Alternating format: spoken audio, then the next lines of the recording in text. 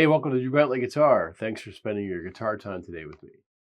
What do all those different phrases have in common? All those really popular, famous licks. One of the most important licks you'll ever learn in your entire life, and it's actually more than just a lick. It's kind of a cool kind of go-between positions on the pentatonic scale. Let's take a look. So what do all these have in common? So check this out. Let's say we're playing an A minor pentatonic scale.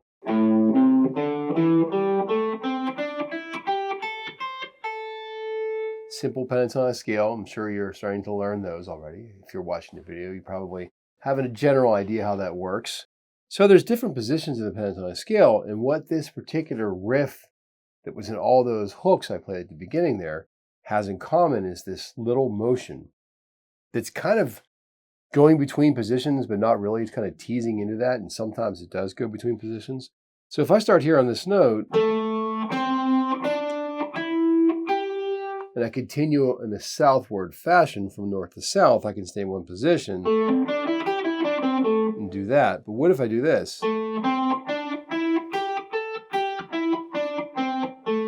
Now I'm going from east to west, but it's not that simple. This lick has this cool little slide inside of it, or there's different ways you can approach it. But basically what I'm doing is changing positions with some slipperiness to it. So basically when you're changing positions between pentatonic scale, you can announce it like, hey, I'm doing something here, I'm changing positions. Or you can make it stealth and not mention that you're changing positions. And then the audience, listening audience may not know you're playing on a different fret than you were before.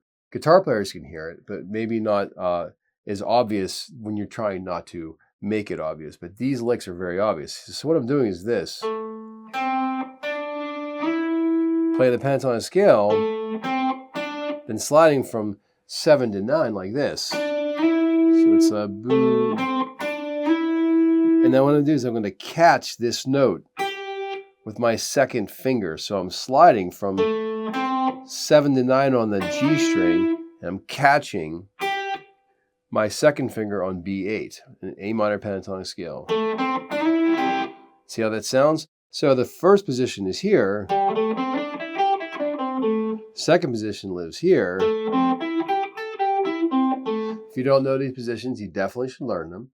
Look for the video on this channel with a big 5 on the thumbnail. It's the 5 minor pentatonic patterns. You want to memorize those across the entire guitar neck and all of the keys eventually. But right now, this little motion is so important to learn. So if I go, now I've got options. Like in the AC/DC song I did, I played them together. And I held the two notes together so they resonated together. So you slide up, catch this note, do it again, and slide back down again. So that's how they handled it in that song. Now when you come back down again, a lot of times I'll pull off to that finger, like that, boom, like 4 syllables. You can also slide up and not pull off if you wanted to. One cool thing about this lick is, as you kind of saw at the beginning there, I didn't change the amp sounds or anything. I'm just playing out of this Robin Ford Dumble sound on my Fractal Axe FX3. It's kind of a good all-round sound for this, I think. It's sort of in the middle. It's not too heavy. It's not too soft. It's not too rockin'. It's not too bland. You can use these licks, this specific motion, in so many different genres. It works well for jazz for sure. Works great for the blues, works good on an acoustic guitar. It works great when you're going from like decade to decade, and you're going to see this lick like everywhere. So this lick is basically sliding up from 7 to 9, what I call catching the B string, and then back down again. So in the case of AC/DC,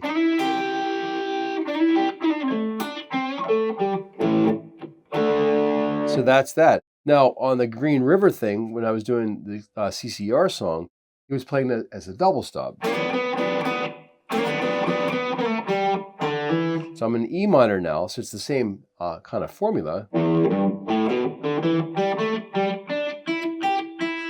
There's my pentatonic scale there. Second position is here. So I'm going from the first into the second. In that song, he plays a double stop the whole time. Ba, ba, ba, ba. So he decided to play both notes together. Wah, wah, wah, wah. And the interval that's, the ensuing interval is a third. It's a third, so a minor third from B to D. Part of a G chord is the G chord. So in that case, it was played as a double stop. You can also use this as a go-between. So on the Pure Perry League song on Amy, it goes more like a... See what he does there, Vince Gill slides up and plays a fancy thing up here, incorporates more fingers. So it gets a little more complicated. He kind of goes further into the second position and takes it further.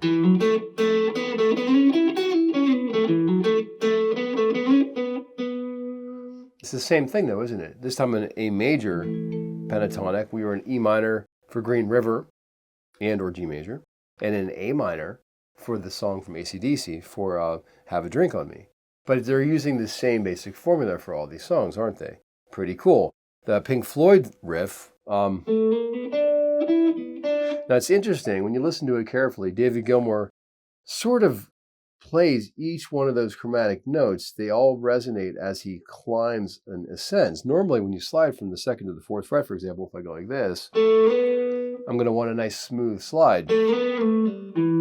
But he kind of purposely goes and makes all those other frets kind of resonate. I think it's a feel thing. I think he was trying to bring out a little more emotion on that song, like Syd Barrett, Missing Syd Barrett or whatever.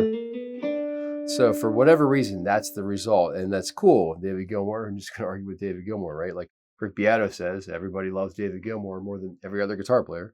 And there is a reason for that, because it's super authentic and it's super feeling, and all the geeky guitar players get what I'm saying. So if I go like this and then play this note and back down again, right? Like that. So it's... So when he's doing that slide on this song, it's going from this position to that position. So it's the same riff, isn't it? Pretty cool. Stevie Ray Vaughan does a lot of the same stuff up here. But he'll do a rake. He'll slide up like this and then rake backwards through the note. That's cool. That's a really great blues sound. So that's kind of going from the first position, sliding into the second position, and going back to the first position. Now, what if you wanted to use this as a transition from position to position? That's a hard thing to say, transition from position to position. So there's a couple of videos on the channel already about this, one about connecting the first and second position in the pentatonic scale. And then there's another video I did about connecting positions using the G string sort of as your guide. So keeping that in mind, we're going to use that same kind of philosophy, but between the first and second positions. And eventually you want to learn to do this in everywhere on the guitar in all the positions. But so back to A minor again. If I play this lick, right? And I want to go like this. What if I do this instead? Well, that's kind of cool. So now what I'm going to do is I'm going to play this note, and I'm going to slide up with my third finger, just like I did before. If I want to go back down to the left, I'm going to go this way and continue with the same fingering. But what if I want to go further to the west? I'm going to do this. Now what I'm going to do is I'm going to take my second finger and slide that into the same note to continue my western motion. I'll do that slowly. Now if I want to go back to the east again, I kind of manipulated my fingers to go back in the other direction. I'll do that slowly. And now I'm going to take my second finger, continue on. One more time.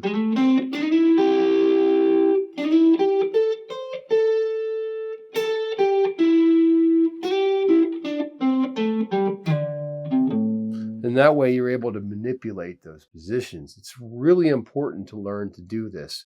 There is a video on the channel.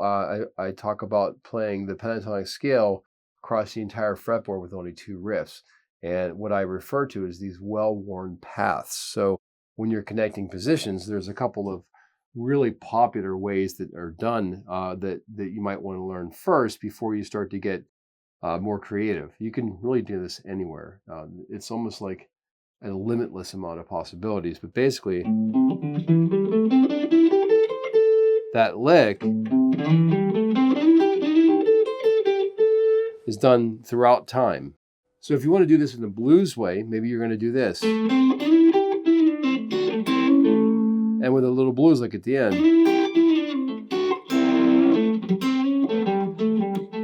So that kind of sounds good. And I'm kind of going and adding the 7th in to make it a 7th chord. So it kind of works in the blues, it works for jazz, it works for classic rock. Connecting positions with that motion. So in E minor, it's like this. A minor. Any key really, here's D minor. So it's a great thing to learn and incorporate this into your playing, and you'll see that you're going to hear it absolutely everywhere. Again, thanks so much for spending guitar time with me today. I know it's valuable and precious. If you have not subscribed to the channel already, please do so. There's lots of lessons coming out. And if you have any questions or comments, please leave those in the comment section. I'd love to hear from you. And have a great time playing your guitar and enjoy throwing this new riff into your thing. And I'll catch you at the next lesson.